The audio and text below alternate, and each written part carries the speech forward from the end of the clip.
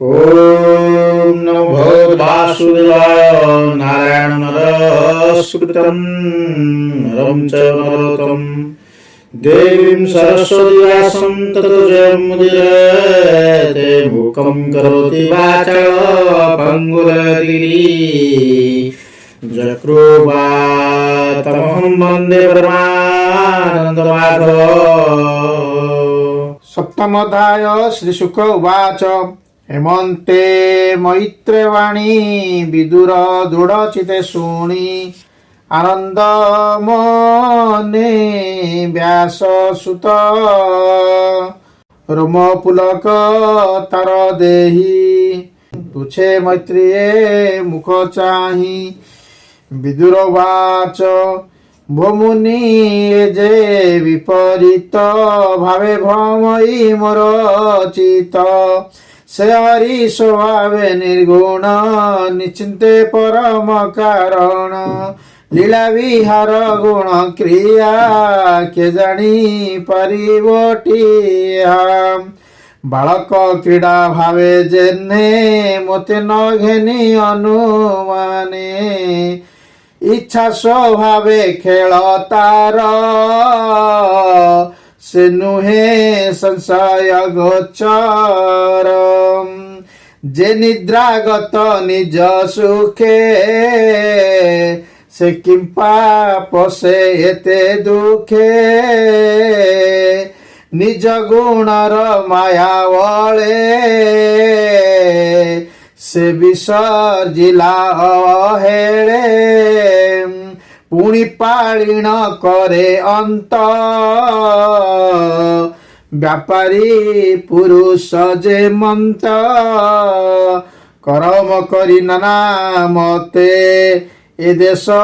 काल पात्र अर्थे एमते सृष्टि से करई से कर्म ताको न लागई माया संजोग निपातने पुण्य पुरुष क्षणे क्षणे एणु मो मने जेते भेद ज्ञान खड्ग घेनी छेद। श्री शुक उवाच कहन्ति शुक मुनिवर शुण परीक्ष दण्डधर एमते विदुरक वाणी सानन्दे मयिति अशुणि मैत्री उवाच विष्णु भजन अनुरागे हसि कहन्ति तागे से विष्णु मायामय देहि एमंत मन को मोहई ईश्वर स्वभावे विमुक्त से भावे प्रयोजन युक्त आत्मार विपरीत भावे ईश्वर महिमा स्वभावे शरीर भेद आत्मा करे जेसने दर्पण भितरे देखन्ते पुरुष कुशोहे तार भिकारु देह बहे कर्म कराई कर्म कराई कराई सेने ताको न लागई से जेने ताको न लागई अक्षय विष्णु माया बळे चंद्रर छाया जेने जळे जल कंपने से कंपई से जने ताको न लागई ए जीव विष्णु माया बळे आत्मारे न रहे निश्चले जोगी जोगदान बळे आत्मारे रहन्ति निश्चले इंद्रिय ताकु न लागन्ति अनंत निश्चले रहन्ति विष्णुर पादे सेहि मते जीवा चिंतन्ति अविरते ତାହାଙ୍କ ଦେହେ କ୍ଲେଶ ଯେତେ ଦୈର୍ଯ୍ୟ ନୁହନ୍ତି ସମସ୍ତେ ଏଣୁ କୃଷ୍ଣର ଗୁଣ ଗାଥା ଯେ ଶୁଣେ ଯେ ଅଭାବ କଥା ଅଶେଷ କ୍ଲେଶ ତାଙ୍କ ଦେହେ ଦହନ ହନ୍ତି ତୃଣ ପ୍ରାୟ ସେ ହରି ପାଦ ପଦ୍ମ ଗନ୍ଧେ ଚିତ୍ତଲୋଭିତ ମକରନ୍ଦେ ନିତ୍ୟ ଚିନ୍ତନ୍ତି ଭୃଗ ପ୍ରାୟ ତାଙ୍କୁ ନ ଲାଗେ ଯମ ଭୟ ବିଦୁର ବାଚ ଭୋ ମୁନି ତୁମ୍ଭ ବାକ୍ୟ ଆସି ମୋ ମନ ସଂଶୟ ବିନାଶୀ ক্ষীণ সংশয় হই যেনে বিস্তারিব সন্তিকার অণে এ সৃষ্টি বিস্তার কারণে যেমতে প্রজাপতি গণে সঙ্গ সঙ্গতে প্রতিসঙ্গ মোহন অন্তরে वर्ग एहांक तह्यू वंश जेते जन्मिले वंशानुचरिते विराट रूप देह मध्ये जेवा वसंती अधा ऊर्ध्वे चतुर लोके देह स्थिति के केते अनन्ते अछन्ति देव मनुष्य पशुगणे पक्षी पतंग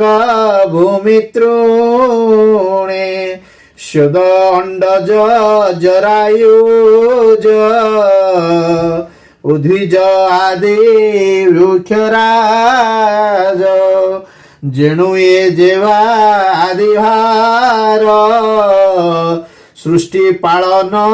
अंतर तेणु से सजे श्रीनिवास जार महिमा अवकाश जे वर्णाश्रमंक व्यवहार जे जल अंडज आकार ऋषिक जन्म कर्म जेते देव वृक्ष रसधमते जोग साधने केते साधी कर्म बा केतक विरोधी निष्काम विधि जेते सार जेमंते तत्वर विचार जेमने तत्वर विचार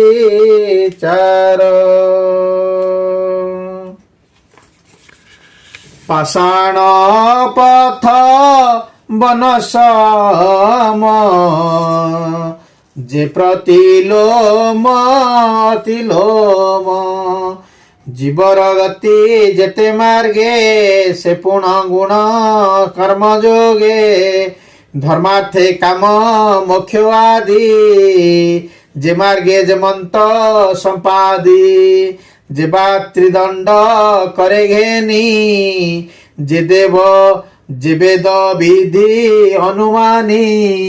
श्रीधर सेवा नीति विधि पितृगणक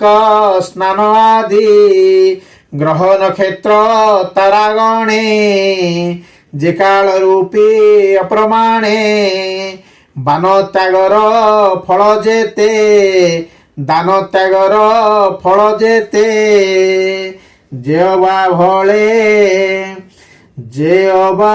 भजे कृष्ण पीते गृहवासीर जेते धर्म आपद काले जेवा कर्म जेणे गोविंद तोष होई जे धर्म जननी बोलाई जे हरि प्रसन्ने जेमंते भो मुनि कह दया चिते से भाव गुरु शिष्य गणे जेमन्ते जीव परित्राणे जे पुत्रे पिता तो सोई अधर्म मते साक्षी देई आत्मार तत्व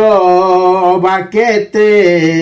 सृष्टि रे सरंचंती जेते विराट रूपे देह थांती पुणी केमंते लीन हंती आत्मार रक्षणे अबादेही विश्वरूपे की प्रकाश जे गुरु शिष्यर संवाद ज्ञान साधन्ति मोक्ष साध्य ए आदि करम गोचर पंडित जनक व्यवहार केमते पुरुषंक जेते भक्ति वैराग्य जात हुए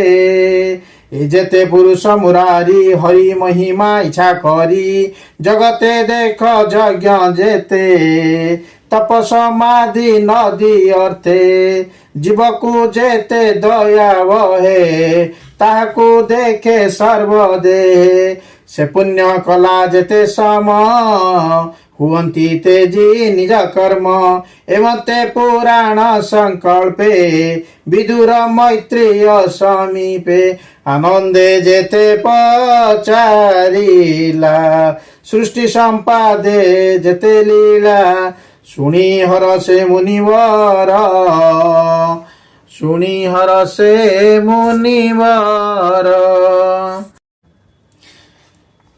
हेमंते पुराण संकल्पे